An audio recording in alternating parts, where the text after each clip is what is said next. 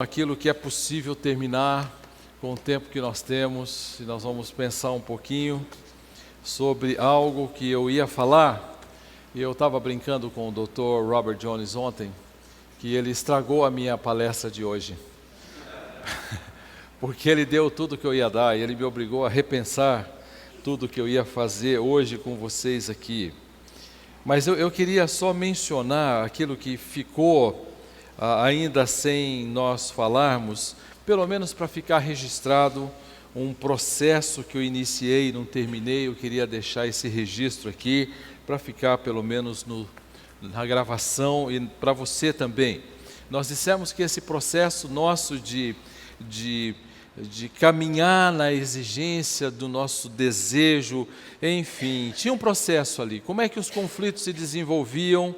Foi isso que nós terminamos, e eu disse, a primeira etapa é o desejo, a segunda etapa, o Dr. Robert Jones falou ontem à noite aqui, e ele disse, a segunda etapa é a da exigência, da demanda, onde o indivíduo ele não trata mais como alguma coisa que ele deseja, mas ele trata como alguma coisa que ele necessita. E são palavras diferentes, e ele disse isso muito bem. E nós estamos hoje tratando desejos quase que à semelhança da palavra necessidade.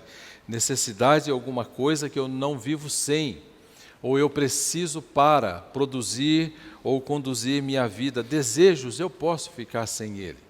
E eu posso tomar conta dos meus desejos. E quando chega nessa área de exigir, nós estamos falando de algo idólatra aqui. E nesse sentido eu iria mencionar, mas como o Dr. Jones já fez, eu vou apenas citar algumas coisas que poderiam talvez ser úteis aí para ficar registrado para você. Como definição, um ídolo é alguma coisa ou pessoa, qualquer coisa ou pessoa, do qual nós dependemos para a nossa felicidade, para a realização, ou mesmo para a nossa segurança. E quando chega nesse nível de exigência, nós estamos falando de desejos idólatras. Aquilo que me controla, que me domina. O Dr. Jones falou bastante isso ontem. Quando você vai para Atos capítulo 5, verso 1 e verso 2, você tem dois personagens ali, Ananias e Safira, e eles estavam dominados pela ideia de que eles queriam ser apreciados pela congregação, então eles mentem, e eles receberam uma punição terrível. Que bom que Deus não nos pune na mesma proporção com que fez, na maioria das vezes Ele não nos pune na mesma proporção com que fez Ananias e Safira. A terceira etapa desse processo, o Dr. Jones parou aqui nessa etapa, eu só vou fazer uma menção porque eu imagino que ele vai tratar disso hoje ainda, é a etapa do julgamento. Uma vez que você não atendeu o meu desejo, uma vez que você não fez o que eu exigi de você, então eu vou começar a julgar você. Você é sempre isso, você é sempre aquilo, você é tal pessoa, você não interessa, enfim. E nós vamos fazer o papel de Deus. Tiago capítulo 4, verso 11 e verso 12 diz, um só é legislador e juiz. Quem é você que julga o homem?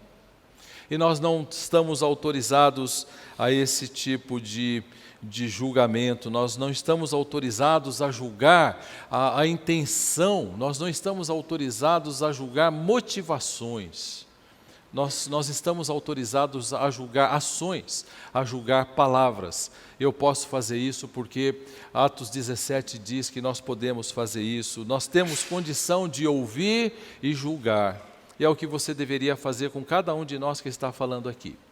Conferir se o que está sendo dito está de acordo com a palavra, isso você pode fazer. Mas você não pode julgar com que motivação eu estou fazendo. E certamente isso se constitui um grande problema, e aí vai revelar a natureza da minha sabedoria. E quando você vai para Tiago, capítulo 3, verso de 13 a 17, ele começa a descrever, se há inveja amargurada, conflitos, facções, lembre-se que essa não é a sabedoria que desce do alto, ela é terrena, animal, demoníaca. A sabedoria que vem do céu, ela é pacífica, ela é pura, cheia de bons frutos, ela é bastante amorosa, e seria esse o nosso papel de não julgar Eu sei porque você falou isso para mim hoje. Eu sei com que motivação você está dizendo essa coisa para mim. Eu entendi por que você fez para mim aquilo. Não, nós não entendemos. Nós não sabemos. E então essa etapa é uma etapa bastante comum dentro dos nossos casamentos. E quando nós julgamos e ainda assim não obtivemos o que queremos, o que queríamos e não obtemos o que queremos, então a gente cruza a linha do razoável e agora eu não mais vou exigir, não mais vou pedir, não mais vou julgar, agora eu vou punir. Eu vou punir. E vou punir de muitas maneiras. E o meu desejo que se tornou exigência, agora ele diz que as pessoas que não me atenderam precisam sofrer. E eu vou então punir o meu cônjuge ou o meu filho, porque ele não atende ao meu desejo e não satisfaz as minhas exigências. Filhos podem machucar os pais por se apresentarem com uma aparência muito pouco desejada para os seus pais. Eu tenho alguns conhecidos nossos, amigos nossos, cujos filhos conheceram em alguma igreja o Senhor Jesus Cristo em algum lugar e de repente eles viraram a mesa e eles começaram a estabelecer um padrão diferente para eles e a mãe e o pai diziam: querido, por que você não caminha por esse caminho aqui? Mas ele disse: eu quero chocar vocês, vocês não satisfazem o que eu quero, então a aparência deles tornou-se repugnante, usando roupas repugnantes para os pais, para o padrão daquela casa. E ele diz: já que vocês não atendem o meu desejo, eu vou punir vocês. E vão fazer com esse propósito mesmo. Muitas vezes até a violência é algo que já acontece em algumas casas, e eu tenho tratado de pessoas que foram atacadas fisicamente por seus cônjuges, normalmente maridos, indicando que meu propósito é retaliar uma vez que você não me atende. Não pense que eu estou dando exemplos de incrédulos, eu estou dando exemplo de crentes, que são muitas vezes agressivos. Uma amiga minha deixou de ir na igreja, uma amiga muito querida nossa, da minha família, deixou de ir para a sua igreja num determinado momento porque ela estava com o olho roxo. O marido segurou no pescoço, jogou na cama e ele disse: você não me satisfaz do jeito que eu quero. Eu quero ser amado de uma determinada maneira que você não me ama. Eu gostaria que você me desse o que eu não recebo. E isso tem se...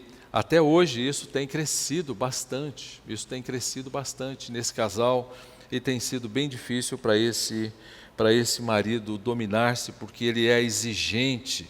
Ele se afasta muitas vezes essa punição de relacionamentos, enfim. A alternativa bíblica, o Dr. Jones já mencionou aqui. Eu estou voando porque isso eu iria falar em detalhes para você. Mas eu estou dando só uma passada por cima aqui, porque ele já disse ontem o que fazer. Alguns passos nesse processo, ele deu 4, eu vou dar 5 para você. Eu vou reconhecer o pecado. E esse é o primeiro passo. Eu preciso reconhecer o meu pecado como um pecado. Dar nome como se fosse o que a Bíblia dá. Eu não vou usar categorias psicológicas. Eu estou estressado. O que é estressado?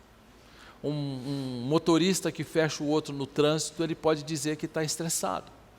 Estresse é uma figura que veio da física que indica o ponto de ruptura do metal ou daquele material. Então, isso aplicado à pessoa, o que isso quer dizer? Isso poderia dizer algo sobre a saúde dele, quando ele não dorme, quando ele tem problemas de alimentação e ele chegou no seu ponto de estresse. Mas quando isso se aplica à resposta dele, enfim, eu diria para você: reconheça o pecado com o nome que ele tem. Reconheça o pecado com o nome que ele tem. Recebemos como membros na igreja um casal esse final de semana. E ele foi extremamente corajoso. E ele disse: eu queria dar uma palavra para a igreja, posso? Claro que pode. E ele já tem 50 e poucos anos. É novo ainda, um menino.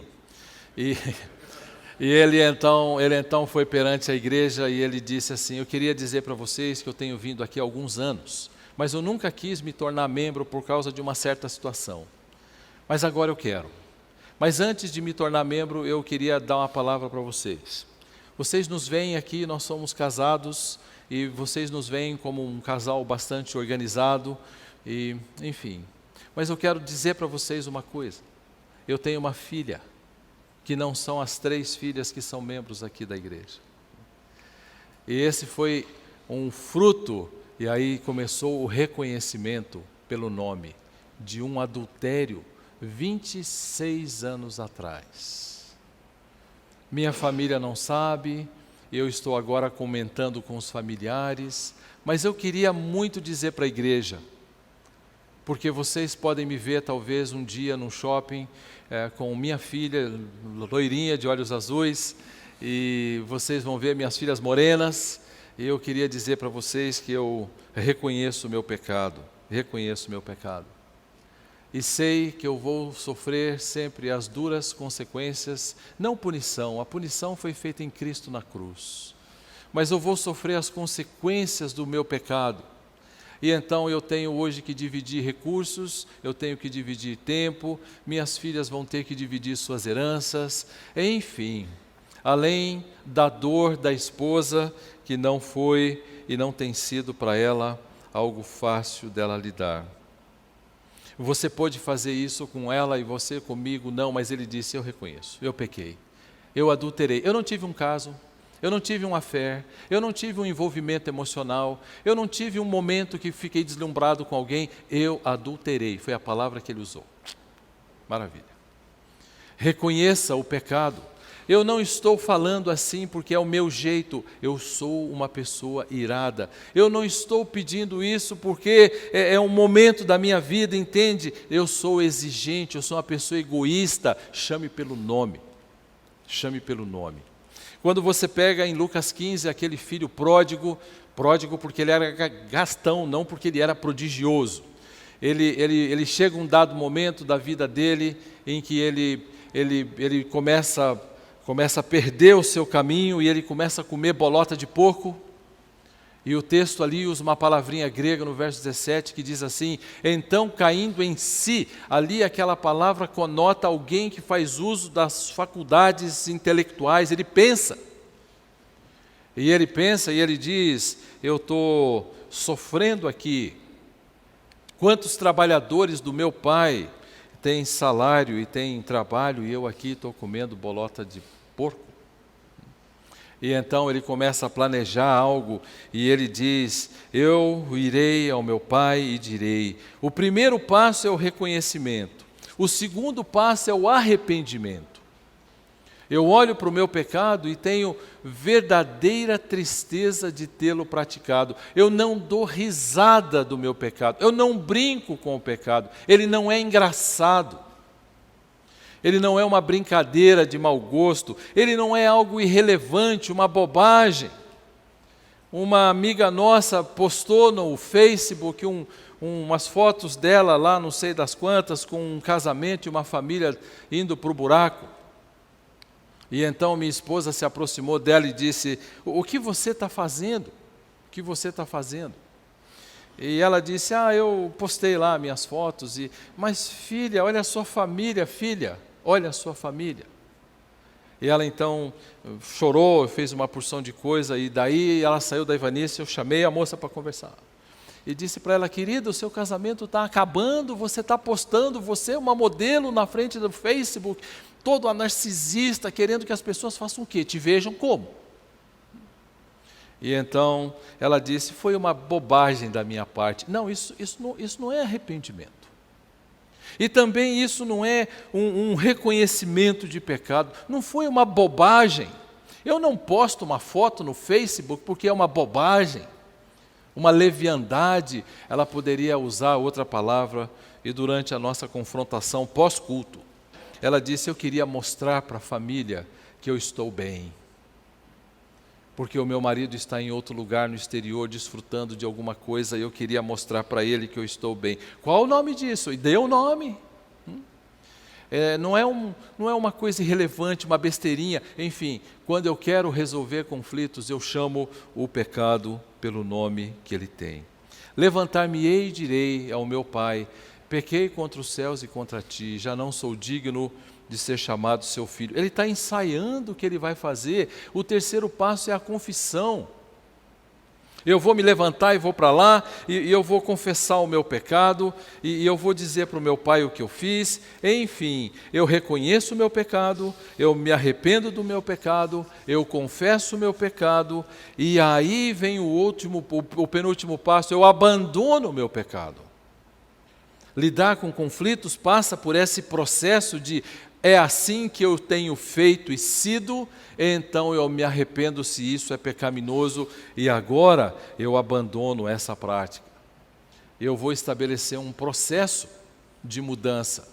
Conversando com um irmão ontem, em um outro lugar aqui, eu disse para ele: você tem sido identificado como nessa área alguém que tem um pecado X. E eu perguntei para ele: qual o seu plano de ação para mudança? E ele disse: nenhum. Eu disse para ele: o que você vai dar? Passo 1, passo 2, passo 3. Quais são as ações que você planejou? Ele disse: nenhum. Eu disse: eu queria que você lesse esse livro. Ele disse: eu comprei um outro livro, eu vou ler o outro livro antes desse livro. Eu estou dizendo: ok, eu entendo. Eu quero o que eu quero, porque eu quero, e tem que ser assim. E tem que ser assim. E aí então eu disse: ok, você está me deixando muito pouca opção para pensar sobre o seu arrependimento. Muito pouco. Em último lugar, em quinto lugar, eu vou estabelecer caminhos novos. Isso serve para os filhos também, que nós vamos conversar um pouquinho aqui. Esses caminhos novos, agora, eu reconheci o meu pecado, me arrependi do meu pecado, confessei o meu pecado, abandonei o meu pecado, agora eu tenho um plano de ação, eu quero caminhos novos. E então, levantando-se, foi, é o que diz o texto. E ele começou a dizer tudo o que ele tinha ensaiado. Pai, eu pequei contra os céus e contra ti. O pai é que não deixou ele acabar, mas ele estava determinado a terminar a sua frase que ele tinha tanto preparado para falar com o Pai. Eu diria para você que nesse processo de lidar com conflitos, um grupo de amigos maduros é muito importante, extremamente importante. E eu poderia olhar para algumas pessoas, eu não sei você, mas eu tenho os meus cobradores. E eles têm liberdade de entrar na minha vida e perguntarem o que eles quiserem, que eu vou responder. E aí eu diria para você: um homem aconselha um homem e uma mulher, outra mulher. Um amigo meu disse: eu comecei a conversar com uma mulher, de repente eu estava gostando tanto dela mais que a minha esposa. Não é um bom caminho esse para você. Um bom caminho é que você tenha aqueles homens e mulheres que possam amar você de tal forma. Provérbios capítulo 27, verso 5, verso 6, verso 17. Um amigo afia o outro amigo. E quando essa palavra é usada, pense numa lima passando num canto que sai fagulha, aquele fiapo. É isso que um bom amigo faz. Meus melhores amigos não foram aqueles que mais me elogiaram. Meus melhores amigos, ou aqueles que mais me impactaram, foram aqueles que me posicionaram diante de meus próprios pecados, que me chamaram a atenção muitas vezes. Certa vez eu estava numa estrada, e eu estava indo e tinha lá uma placa de velocidade, e um carro vinha vindo de lá e a polícia estava aqui, e eu passei aquele carro e dei farol para que ele diminuísse a velocidade, para que ele não fosse multado aqui, enfim, ali na frente. E do meu lado tinha um amigo querido e disse: você sabe que você está fazendo a coisa errada, não sabe? Eu disse: por quê? Isso já é parte do meu orgulho, não é? Porque eu não tinha que perguntar nada, eu tinha que simplesmente dizer: é verdade. Ele disse: porque se ele está ultrapassando os limites, ele precisa ser punido. E se ele não respeita uma autoridade, ele tem que receber a recompensa que a autoridade promete para ele. Se você faz o bem, não tema. A autoridade, quem faz o bem, não teme. A autoridade deveria ser temida se fizer o mal. Eu diria que esse é um caminho bastante importante. Quem são os seus supervisores ou supervisoras? Aquelas e aqueles que irão dizer para você: por que você não vai por aqui, olha? Por que você não enxerga a situação de uma outra maneira? Eu diria para você, pega um bloco de notas e anota o que é muito difícil para você no relacionamento conjugal. O que é muito, muito difícil. Hoje, meu marido, ele é assim, isso é muito difícil para mim. E então anote o que eu posso reconhecer, como eu posso fazer. Tem algo que eu estou exigindo, enfim.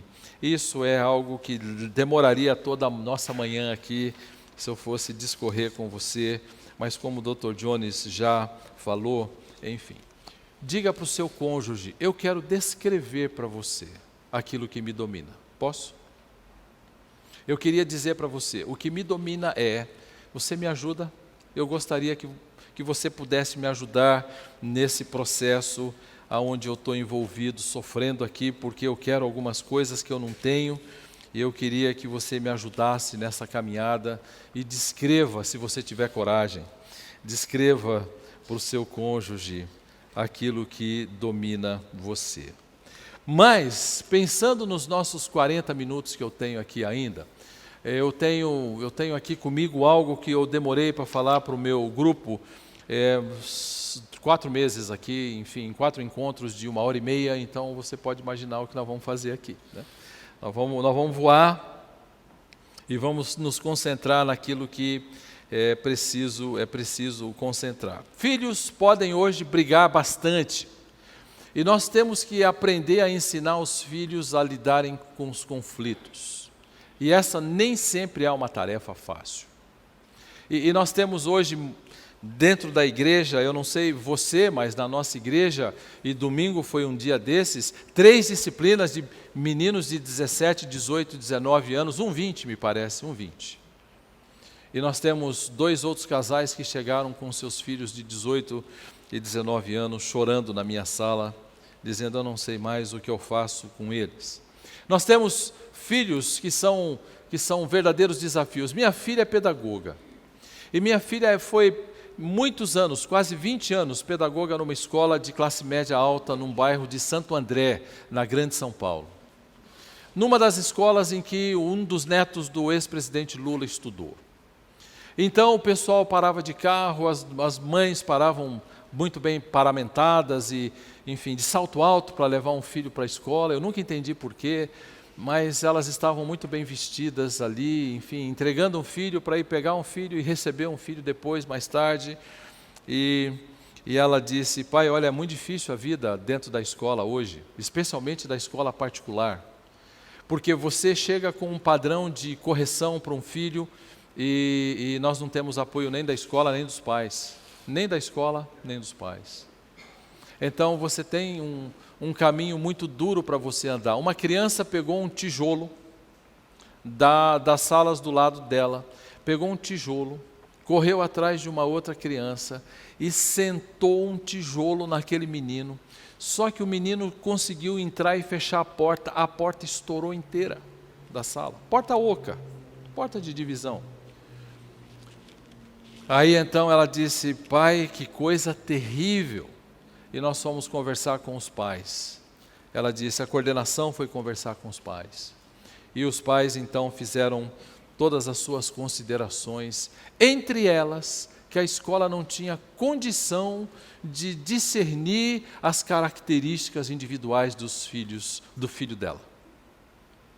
E em algumas situações mandou carta dizendo da incapacidade do professor de identificar características individuais e que a escola precisava tomar algumas providências. Não é interessante? Bacana, né? Então você tem uma escola que o filho vai se manifestar de todas as maneiras e o pai vai protegê-lo. Isso afeta a igreja. Isso afeta a igreja do nosso Senhor Jesus Cristo. Eu já sou sexagenário. Quando eu era molequinho, minha mãe deu aula para mim, ela era professora. E você pensa que teve moleza? Não teve, não. Eu entrei na sala e outro dia lá eu fiz uma bagunça grande, ela me catou pela orelha, como diz um amigo, é um combo, né? Como ele disse, orelha cabelo, né? E mandou para trás da porta, e eu fiquei atrás da porta, na frente da sala, por meio período de aula inteiro, uma vergonha. E eu fiquei em pé lá parado e todo mundo olhava para mim. Eu estou ali sofrendo um dano ali grande. E depois, quando saí dela, fui para outra professora, a professora reclamava para ela de mim, que eu era terrível na sala, aí então ela dizia, vem cá, e outro combo, agora croque e o negócio aqui, aumentou o combo agora. E então eu tinha bastante disciplina. Hoje, se a minha filha, na escola que ela saiu, porque a tensão é tão grande que hoje ela é a secretária da igreja.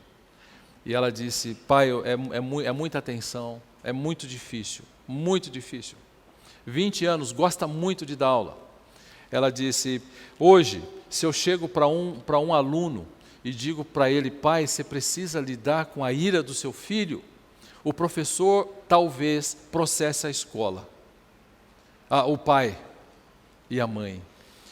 Mas você pensa que isso muda entre nós, evangélicos? Dentro da igreja? A igreja não admite que alguém chame a atenção do filho. Mas essa família também não ensina o filho. Ou melhor, ensina o filho. Por meio de um processo que ela nem percebe. E eu estou tentando escrever alguma coisa a esse respeito. Eu estou esperando ter cabelo branco para eu escrever alguma coisa. Eu estou pensando em escrever algo sobre exatamente isso, e esbocei o meu livro já. Eu tenho 2 linhas escritas dele. Como é que o currículo oculto ele afeta as decisões de uma família. Toda igreja tem um currículo oculto. Toda família tem um currículo oculto. O que é um currículo oculto? É aquilo que você não necessariamente gostaria de ensinar, mas ensina. É aquilo que não faz parte do seu cardápio de apresentação para o seu filho. Não é um ensino formal, não é um ensino informal, não é um ensino não formal, é um conjunto de circunstâncias e de atuações dentro do lar que dizem para o filho que aquilo é alguma coisa que vale a pena fazer, porque papai faz e mamãe faz, papai fala, mamãe fala, e a gente não percebe. Esse currículo oculto começa com os pais, daí porque um pai precisa ensinar o filho a ser um pacificador, e essa coisa começa com os pais. O pai dentro de casa protege o seu filho. Ontem eu ouvi alguma coisa de um irmão dizendo de um pai para o seu filho, nunca permita que ninguém diga para você o que você deve fazer ou te corrija. Eu te corrijo, ninguém mais pode te corrigir. Pode parecer um absurdo, mas sabe quem vai corrigir esse moço se ele não for corrigido por ninguém? A polícia, as autoridades. São eles que vão fazer essa correção. E então, esse pai colocou no coração desse filho algo que o coração desse filho desejava muito: autonomia. Ninguém me ensina. Não fale comigo. Ninguém me ensina. Eu sou o meu próprio padrão. E os pais defendem muito os filhos nesse sentido. Mas pais deveriam entender que nessa dinâmica da vida cristã, uma perspectiva que precisa ser colocada é a perspectiva de um amor bíblico. Amarás o Senhor teu Deus de todo o teu entendimento, força, alma, enfim. Segundo mandamento, amarás o próximo como a ti mesmo. Olha, desses 2 mandamentos, a palavra diz, dependem a lei e os profetas. Ou seja, todo o Antigo Testamento caminha para lá e todo o Antigo Testamento está pendurado nisso. Essas 2 leis estão bem, esses 2 mandamentos estão bem definidos. Nós podemos evidenciar esse amor e os pais podem fazer isso de muitas maneiras. Nós podemos fazer isso através de adoração pública. Nós podemos amar a Deus de muitas formas, intensamente, através de contribuição. Nós podemos amar a Deus de todas as formas que nós pudermos fazer, entendendo que um filho poderia aprender a contribuir com o pai. Eu amo a Deus, eu vou na igreja. Filho, vamos separar uma parte do nosso dinheiro. Filho, eu amo a Deus, vamos para a igreja. Não vamos chegar atrasados, vamos chegar na hora. Não vamos entrar no lugar não sei das quantas, vamos aqui. Que tal nos envolvermos com o serviço? Que tal orarmos por pessoas que estão ali conosco, envolvidas ao nosso redor? Nós podemos evidenciar esse amor de muitas formas, pela adoração pública, por exemplo, no culto, através de um tempo diário com as Escrituras. Eu posso amar e demonstrar o meu amor contribuindo para a igreja, como eu mencionei, através do serviço. Eu posso demonstrar o meu amor de uma maneira irrefutável, para demonstrar que o nosso Deus está cuidando da nossa casa. Eu preciso aprender a fazer isso em casa. Um pai, muitas vezes, ele comunica a sua ira de uma maneira tão intensa, que ele não sabe o que ele está ensinando para o filho. Muitos dos hábitos conflituosos de um filho, além da inclinação do seu próprio coração, que já o impele para o conflito, porque nós somos seres conflituosos também, ele tem uma contribuição generosa de seus pais, que espelham por meio das suas palavras aquilo que poderia ser feito de uma forma diferente. Eu penso que nós podemos medir esse nosso amor, verificar esse nosso amor por outras pessoas. Eu tenho 3 filhos. Minha filha mais velha, é a mais velha, tem 36 anos, vai fazer 37 esse ano. Meu filho Davi pastoreia comigo a igreja, nós somos os 2 pastores da igreja, tem 34 anos, é isso, 34, né?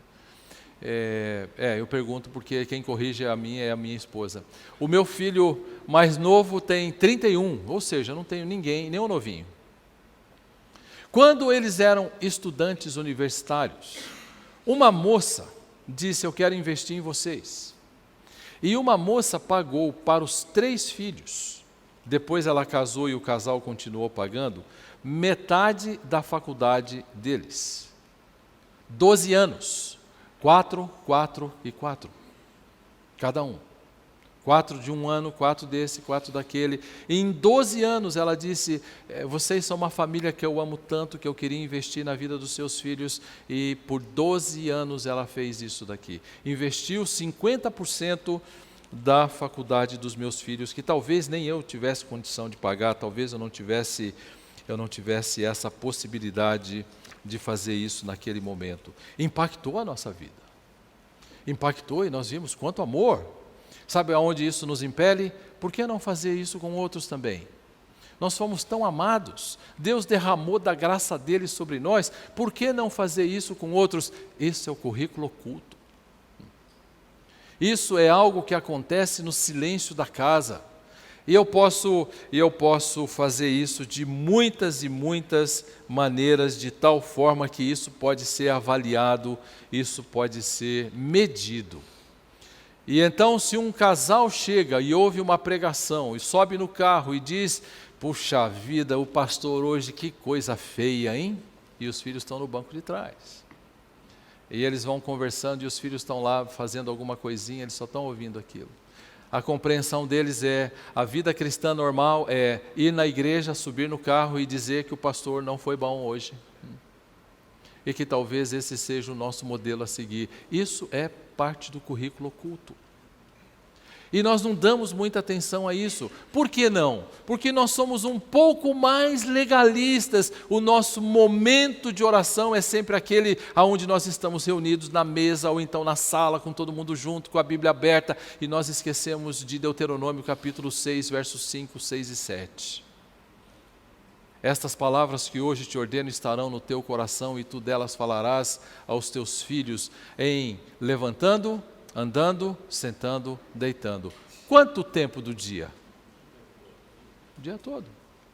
Nós temos hoje um engano dizendo que eu tenho que ter um tempo de qualidade com meu filho. A Bíblia nunca fala em tempo de qualidade com o filho. A Bíblia fala em quantidade de tempo com o filho. O dia inteiro. Eu deveria olhar para isso e dizer, puxa, eu posso ensinar o meu filho por meio de um poderoso modelo, de um currículo oculto, onde o dia inteiro eu posso fazer isso com os meus filhos. Um amigo nosso nos falou algo que a Ivanice fez com a minha filha. Nós queríamos ensinar para a nossa filha como é que era, na época que ela era pequenininha ainda, bem pequenininha, como é que era a noção de pecado. Como é que a gente comunica isso? E um amigo nosso compartilhou o que ele fazia com os filhos dele, com as filhas dele. E nós fizemos com a nossa filha.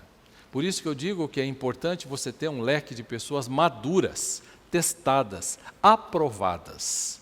Não mais velhos apenas, maduros, aprovados. E Ivanice colocou do lado da Miriam assim, uma cadeira na pia da cozinha, e algumas mulheres da minha igreja dizem, levar minha filha para a cozinha, ela me atrapalha. Eu sei. Mas é aí que você vai poder ajudá-la. Não, ela não deixa fazer a coisa, toma o meu tempo, eu fico lá muito tempo na cozinha. Então, é aí que eu vou amar. E eu vou estabelecer o meu currículo. E então, ela pegava uma batata e pegava a faca e começava a descascar. E punha uma faca com um corte mais ou menos podre, não é? Na mão da minha filha. E ela começava a descascar a batata junto com a mãe. E a mãe dizia, a batata, para a barriga. A casca vai para o lixo. A batata é bom. A casca é o pecado. O pecado a gente tira. O pecado a gente joga lá. Opa, pecado precisa descascar e jogar fora. Eu estou construindo uma noção de pecado dentro de casa. Quando eu ouço hoje muitas vezes alguém dizer, nunca discuta na frente dos filhos, eu fico pensando como é que meus filhos vão ser treinados para serem pacificadores, se nunca viram os pais de alguma maneira, de alguma forma, gostou, né? É isso aí, tá. Graças a Deus, estou lindo.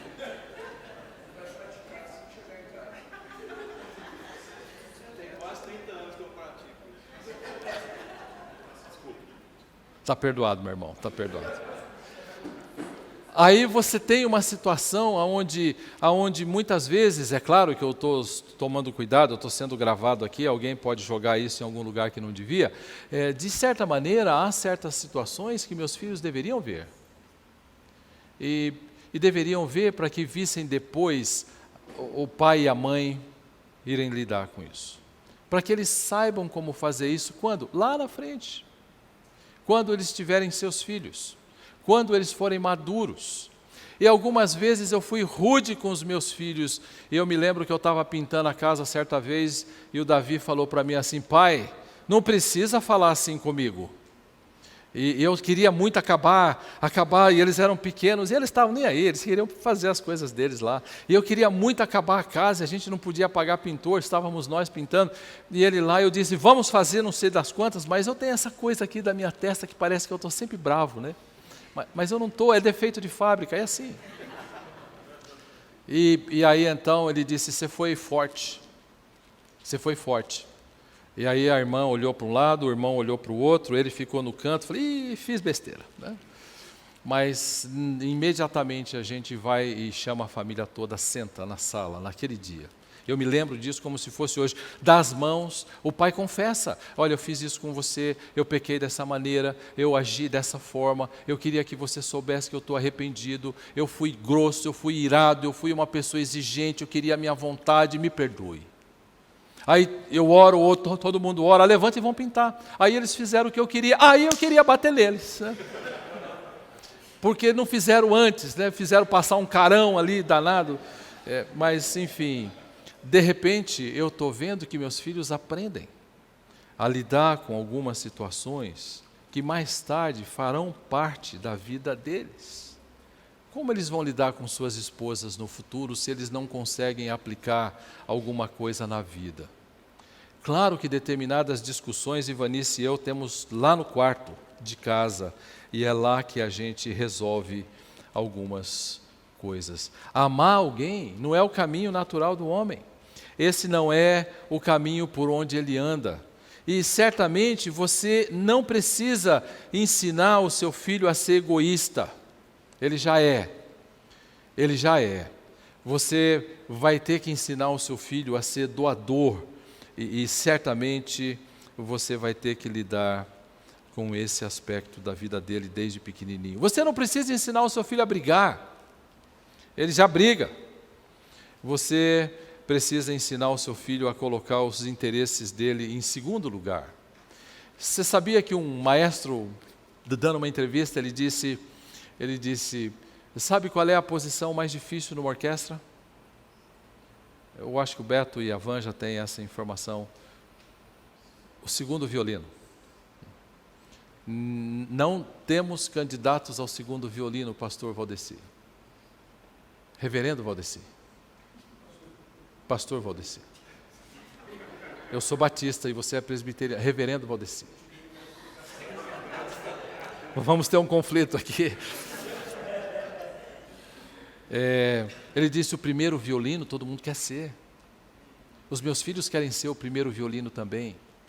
E quando eles têm um brinquedinho e eles estão brincando, e o outro irmão vai e pega o brinquedo dele, o outro vai e puxa o brinquedo e rasga, e o pai olha para aquilo e diz, puxa vida, olha, eles estão disputando o lugar deles, é bacana, eles estão caminhando para crescer, eles estão exercitando aquilo que Adão e Eva nos legaram. Eles são egoístas por nascimento e egoístas por escolhas. E aí, se um pai não tinha muito claro isso antes, tem depois de tê-los. Daí porque eu preciso lembrar sempre nas Escrituras que um pai precisa ensinar um filho a amar. Amar passa por não brigue, ou aquilo que ele disse ontem aqui, para! Não, eu não vou fazer isso. Eu preciso pegar aquela criança e ensinar em cada momento. E aí que entra o currículo oculto. Dá trabalho, mas muito trabalho. Muito trabalho. E então eu estou olhando para isso aqui e estou pensando, puxa vida, mas hoje eu vou pisar no calo aqui que eu vou ouvir um monte de coisa, mas hoje nós não temos mais a figura da esposa ficando em casa para cuidar dos filhos, porque os pais têm treinado suas filhas não para serem esposas e mães, mas para serem profissionais competentes. E aí então, me perdoem aqui, viu? Não me tratem com tomate aqui, por favor. Mas eu penso que seria bastante interessante se as famílias olhassem para um padrão onde Deus enxerga a mulher muito nas Escrituras como mãe e como esposa. E ela poderia, nesse tempo todo de casa, fazer esse trabalho intenso de ministrar o coração de seus filhos. Por isso que eu tenho dito lá na minha igreja, retarde ao máximo a entrada do seu filho na escola, o quanto a lei permite. Coloque no último momento lá na escola. Por quê? Porque nesses primeiros anos eu quero incutir no coração da minha filha, sentado, levantando, andando, deitando, a palavra de Deus e os valores que a palavra de Deus nos dá. Mas quando eu falo isso em alguns lugares, o pessoal me chama de radical. Seria radical desejar que uma mãe ministrasse ao coração daquilo que tem valor eterno? O que é que eu faço com a herança que eu recebo? Transfiro para um hotel, para uma sogra, um sogro, um pai, uma mãe, uma babá? Ou eu vou cuidar para que essa minha herança seja trabalhada e equipada, e a mãe está ministrando ao coração do filho? E o pai, da mesma maneira, e isso está muito bem feito dessa forma. Nós somos informados de que nós estamos capacitados por Deus para amar, porque Deus nos amou primeiro. E eu posso ensinar isso para o meu filho, eu posso dizer isso para o meu filho. E eu posso dizer para o meu filho de que tem coisas que ele precisa fazer. Há situações, há coisas na vida dos filhos que você fica pensando, um filho que chega em casa e diz, pai, apanhei na escola. E a reação de um pai é, bom, volta lá e... Um amigo meu querido disse, eu vou ensinar jiu-jitsu para os meus filhos. Ninguém vai bater no meu filho. Teria sido tão bom se ele tivesse ensinado algo como, você precisa amar aquele indivíduo que não te tratou bem lá na escola. contramão do nosso tempo, não é? É por isso que nós não lidamos com os nossos conflitos adequadamente nos dias de hoje. Eu dei aula no Seminário Palavra da Vida por muitos anos, no curso externo por mais de 20 ou 20 quase, ou 20, não me lembro agora. No curso interno eu dei 6 ou 7 anos apenas. E fiquei muito triste em saber de que muitos daqueles alunos, eles foram crescendo em desrespeito com o passar do tempo. E eles se levantavam em sala de aula, levantavam a mão com deboche, visando levar o professor, jogando cascas de banana para o professor cair.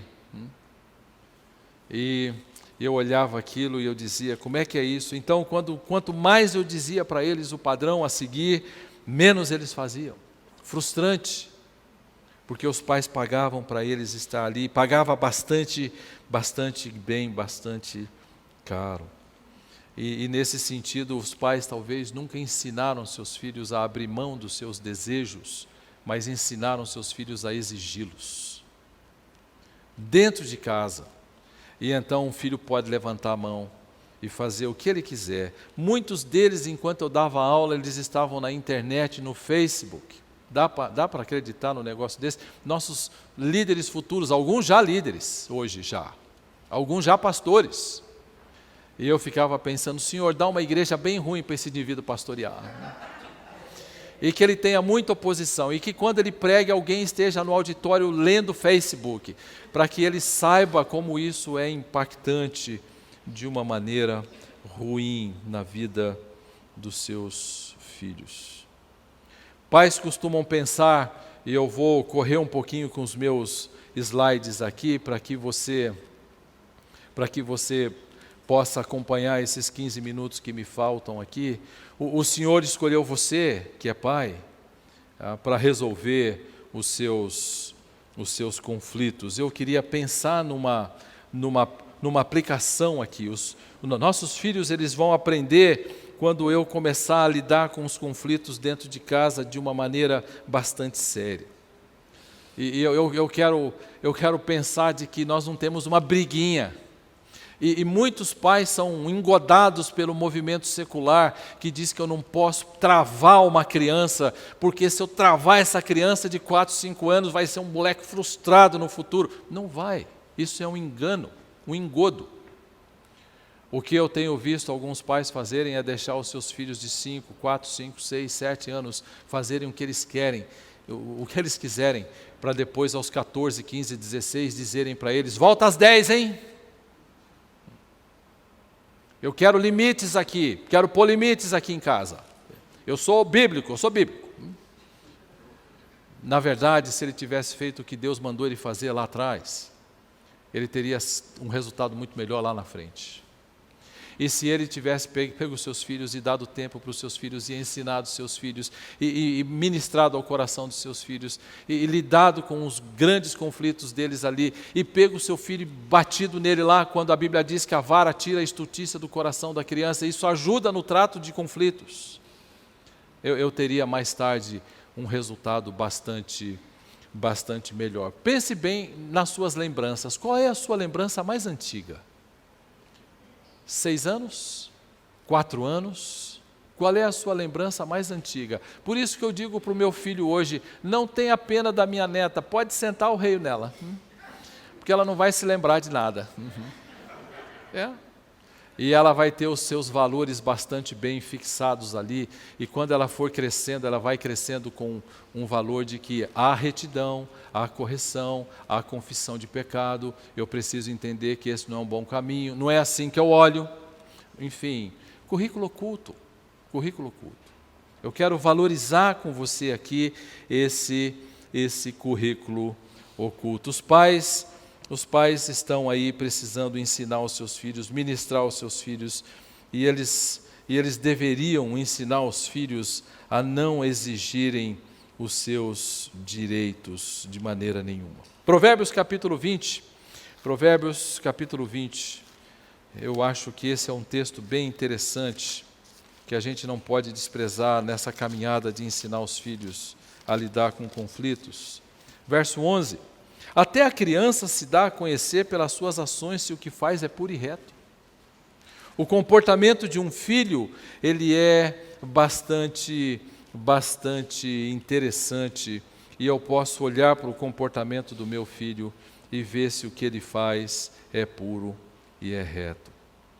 Eu preciso ensinar o meu filho que ele não deveria exigir o seu direito na mesa. Às vezes o indivíduo senta na mesa para comer, e ele pega o garfo como se fosse um tacape, não é? E ele está esperando só a oração terminar, e ele está olhando assim para ver se ninguém vai pegar o bife dele, e ele está orando lá. Bom, eu estendi a mão aqui, porque é uma prática da minha casa, mas grande parte das vezes as pessoas oram individualmente, um de cabeça baixa aqui, o outro lá. Isso quando não numa casa, um come na sala, outro na cozinha, outro no quarto. E eu deveria olhar para isso com bastante cuidado e ensinar ao meu filho que talvez naquele momento aquela melhor parte da comida deveria ficar para alguém. Mas um pega, o outro pega, e ele está... Naquele momento é o momento de eu ministrar o coração do meu filho. Pequenas coisas, que quando chegam lá na frente, eles têm uma repercussão muito grande na nossa vida, e nós precisamos aprender a fazer isso de muitas maneiras. Na nossa casa, muitas vezes, nós vivemos numa casa muito simples por mais de 30 anos. E era tão velha a minha casa, mas tão velha a minha casa até 5 anos atrás. Mas tão velha e tão estragada, acredite no que eu estou dizendo para você. Que quando parava um carro na porta, eu pedia para ele, por favor, você pode sair para eu entrar? Ele disse, desculpa, eu pensei que a casa estava abandonada. Moramos lá. E então, quando recebia a gente, muito pobres, nosso sofá era um sofá absolutamente velho, né? Então, um deles eu botei uma lata embaixo, ficava fechado, ninguém via, né? Uma lata embaixo para o indivíduo sentar e pelo menos não cair. Mas tinha um sofá que era bom. E então, quando a gente recebia visita, como é que nós vamos fazer? E havia um acordo lá em casa para nenhum ficar passando na frente. Que tal se nós estabelecemos um processo aqui de, quando recebemos uma visita, vamos colocá-la no melhor lugar da casa. E quando você recebe a visita, você põe lá porque você quer honrá-la. Que tal quando a visita chegar, ninguém ficar passando entre nós aqui, correndo e pegando coisas e mostrando para o pai, para a mãe, enfim, demonstrando amor, dizendo ele é importante aqui em casa, nós queremos amá-lo. Eu estou ministrando no currículo oculto. Mas nós gostamos de regras. Nossa cabeça é feita com regrinha. E na verdade eu estou pensando numa dinâmica. Como disse um aluno meu em São Luís do Maranhão, numa cultura de ensino que ultrapassa o estabelecimento de meia dúzia de regras. E aí então a pessoa chega, senta e nós ficamos lá e temos alguns acordos que nós fazemos antes e nós conversamos sobre isso. Enfim, muitas vezes. Um sofá muito simples, uma casa muito pobre. Lauro conheceu a nossa casa antiga lá. É um lugar bem simples. Mas que os nossos filhos não reclamaram e não exigiram também tênis Nike, tênis não sei das quantas, camiseta, e eles aprenderam a se contentar com pequenas coisas. Não brigaram com o pai pedindo presentes. Fulano tem, outro não tem. Um deles disse para mim, eu quero uma boneca. Eu falei, pai, não tem dinheiro para comprar uma boneca para você. Mas não podemos orar por uma boneca para Deus, e minha filha senta no colo, então nós oramos, ela ora e eu oro. E mais tarde um homem nos dá uma oferta para comprar algo para minha filha. O meu filho queria um futebol Pelé. Você ou era o outro? Dani. Eu não sei qual filho pede o quê, né? E aí eu não tenho dinheiro para comprar um futebol Pelé. Você sabe o que é um futebol Pelé? Não, nem eu sei mais o que é.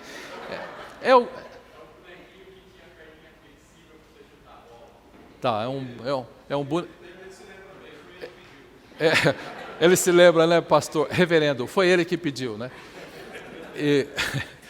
E aí então nós vamos para o colo também, vamos orar, e aparece alguém e diz assim, o seu filho precisa de alguma coisa? Eu queria comprar alguma coisa para ele. Olha, e então os filhos vão crescendo, aprendendo que ao invés de exigir, uma palavrinha que nós usamos aqui em conflito, eles podem depender Aonde se dá isso?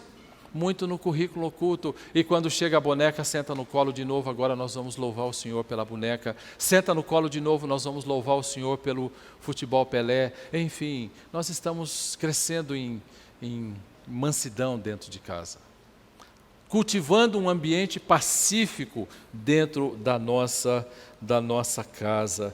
E é isso que, na verdade, a gente deveria fazer. Um pai deveria estabelecer os limites cedo. Mais tarde, ele descansa. Eu estava dizendo para a nossa igreja que nós estávamos lendo uma pesquisa que foi feita por um indivíduo e hoje nós temos um conceito absolutamente equivocado rolando na nossa sociedade de adolescência. O adolescente na nossa cultura pode tudo. Ele pode xingar o pai, ele pode chutar a porta, ele pode ficar nervoso, ele pode chegar tarde, ele pode fazer qualquer coisa porque ele é um adolescente, ele é um jovem. Um indivíduo que faz qualquer coisa, baba na gravata e todo mundo diz, ele pode, ele é adolescente. Nossa, que fase difícil a adolescência. A adolescência não existia até final do século XIX. O conceito como você tem hoje é recente. Até então o indivíduo saía da sua fase infantil e ele passava por uma fase semi-adulta, onde ele era responsabilizado por seus atos. E ele poderia ser criminalizado, ele poderia fazer uma série de coisas. Hoje, nós temos um menino de 22 anos. É um menino, né? Como assim é um menino de 22 anos? Eu casei com 22 anos. Eu não casei menino, eu casei homem. É um garotão. Não, ele é um homem responsável, irresponsável muitas vezes. Uma pessoa, uma mulher, que age de determinadas maneiras. E os pais, então, eles ficam perdidos nesse processo, temendo esse momento que vai ser alimentado por nossa sociedade como sendo um momento de grande permissividade.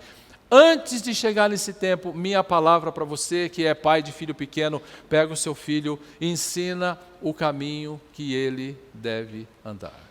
Um livro de Lu Priolo que tem aqui à venda é excelente nesse sentido. Ele é muito bom, dá passos práticos. Estabeleça limites e ele diz como fazer a disciplina. Eu não vou dizer aqui para você como aplicar essa disciplina. Mas ele estabelece os limites e ele ensina o filho a fazer esses passos quando o filho chega na adolescência. Se eu disser para você que eu não tive nenhum problema na adolescência dos meus filhos, você acreditaria? Nenhum.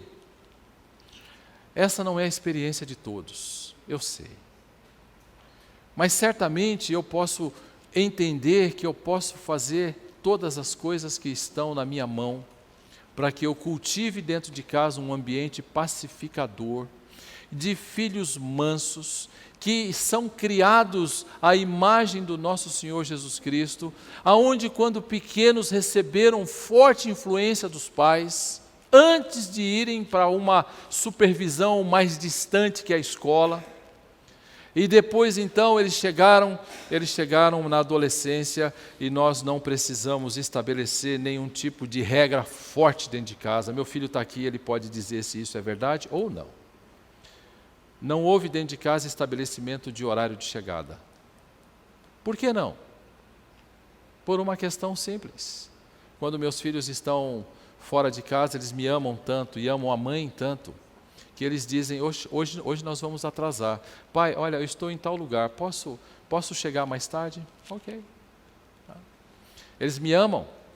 E porque eles aprenderam a amar, eles estão prontos a expressar esse amor de muitas maneiras e não simplesmente chegar e dizer, eu tenho liberdade, direito, eu vou chegar a hora que eu quero e acabou. E chega em casa, o pai ralha com ele briga com o pai briga com o filho. Um princípio de amor, amar a Deus e amar o próximo, regula isso. Onde a gente aprende isso? Dentro do currículo oculto da casa. Pais ensinam de maneira muito eficaz aos seus filhos, por aquilo que eles fazem. Se pais estão sempre procurando reagir com terceiros, filhos estão aprendendo. Se pais são reivindicadores de direitos daquilo que muitas vezes lhes é devido mesmo, os filhos também estão aprendendo. Os filhos também estão aprendendo. Filhos aprendem a desenvolver essas habilidades de um pacificador, demonstrando amor por outras pessoas, porque eles muitas vezes tiveram isso de seus pais. Eu não nasci numa família cristã. Eu nasci numa família de espíritas. Até hoje minha família é. Eu sou o único convertido dela. E pastor, para o orgulho deles. E certamente é bem difícil esse trato nosso com a família. É bem complicado. Eu nunca recebi nenhuma informação bíblica quando eu era pequeno. Eu não estou dizendo que isso define o futuro do filho, mas eu estou dizendo que isso contribui para o que o filho seja treinado. No final das contas, o que define é a decisão do meu filho. Mas certamente nós damos uma boa parcela de contribuição para treinar os nossos filhos, para que treinemos os nossos filhos para serem pacificadores ou não. Muitos irão expressar nos seus futuros casamentos aquilo que aprenderam. E eu posso dizer para você que, embora hoje eu tenha já um pouco mais de idade, e algumas marcas da minha má criação estão riscados lá. Alguns acontecimentos, quando acontecem, eles me remontam lá para 7, 8 anos. Impressionante. Já estou redimido pelo Senhor, meus pensamentos já foram redimidos, mas determinadas situações me levam de volta lá para o passado. Mas se eu tenho esse exemplo, quando esse filho volta para o passado, ele volta para o exemplo, ele volta para o modelo, ele volta para aquele pai, mãe que os ensinou a amar outros e serem pacificadores. Quando ele casar, ele vai ter esse modelo bem claro na mente dele. Quando ele chegar na igreja, e um amigo meu falou assim, olha, eu estava na minha igreja, o fulano bateu nas minhas costas, eu meti um murro no queixo dele na reunião de jovens. Uau! Eu fico imaginando depois todo mundo orando, dizendo, hoje, nessa noite, o Senhor foi glorificado nessa nossa reunião. Eu falei, você fez o quê? Eu meti um murro nele. Você bateu no seu irmão? Eu falei para ele, não faz assim comigo. Ele fez, eu bati. Qual o problema? Eu fiquei pensando, se ele não consegue ver nenhum problema, eu não quero nem pastorear esse indivíduo aí, nunca na minha vida. Eu disse, rapaz, você não tem noção do que você está fazendo. Você precisa amar o seu irmão. E ainda que o seu irmão faça o que você não goste, você precisa amá-lo. E demonstrar isso para ele. E tornar claro isso para ele. De uma maneira muito, muito evidente, você precisa fazer isso. Pais atentos, vão treinar os seus filhos para serem pacificadores no meio das crises e não exigentes. Puxa vida, eu tenho tanto que falar e já falei 1 hora. Eu vou ter que terminar o meu tempo aqui, que nós vamos tomar um café, né, doutor? E o doutor Jones vem falar o restante, já que ele estragou toda a minha palestra de hoje. Eu vou dizer para ele que ele me estragou. Alguém disse, o reverendo Valdeci falou, diga para o público que ele plagiou a sua mensagem. Mas certamente eu tenho muito que aprender com ele, eu quero ouvi-lo também. Ele é um homem, ele é um pacificador. E se tem um pacificador, ele está ensinando aqui. É o Dr. Robert Jones. Se tem um homem que estende esse passo para bem longe, e anda, é ele. Então você tem muito que ouvi-lo, e eu vou terminar orando aqui nesse momento, louvando a Deus pelo privilégio de ter sido convidado para esse tempo. Eu preciso ir embora hoje à noite, eu não estarei aqui com vocês à noite, estarei durante o dia, mas eu gostaria muito que você levasse com você essa ideia de uma dinâmica dentro de casa em que o pai ensina um filho por meio daquilo que ele faz, andando, sentando, caminhando. Eu tenho tantos exemplos que eu queria dar para você, mas o Marcos Mota disse que eu não posso. Ele me proibiu de estender o meu horário aqui. Então eu queria orar com você, queria que você fosse para casa com essa ideia de dinâmica na sua cabeça, pensando em como, na dinâmica, nessa cultura do lar, você pode treinar seus filhos para serem pacificadores também. Pai, eu quero agradecer ao Senhor por esses irmãos queridos, que certamente investiram algum valor, mas investiram seu tempo, e estão dedicando esse tempo para crescerem no conhecimento e na graça do nosso Senhor Jesus Cristo. Ó Deus, que essas famílias que aqui estão, que todos nós saiamos dessa conferência dispostos a lidar biblicamente com os conflitos. Na igreja, intrapessoais, como ouvimos ontem, na escola e em casa. E eu peço a Ti, ó Deus, que instrua o nosso coração, sempre, para que nós entendamos o privilégio dos pais de ministrarem aos filhos, por meio de um currículo oculto, de uma dinâmica do lar, aonde cada ação pode mostrar para o filho, sinalizar para o filho, exemplificar para o filho, de que se trata ali de pais perdoadores, pacificadores, que lidam biblicamente com conflitos. Ó Deus, permita que saiamos dessa manhã, pelo menos até aqui, seguros de que podemos desenvolver um processo dentro de casa, que ainda que pareça casual, ele é propositivo, porque ele visa ministrar não só ao nosso próprio coração, mas também ao coração daqueles que o Senhor confiou a nós, as ovelhas mais caras da nossa vida, os nossos filhos. Eu peço a Ti, ó Deus, que abençoe as famílias que aqui estão, maridos e esposas, filhos, pastores, esposas.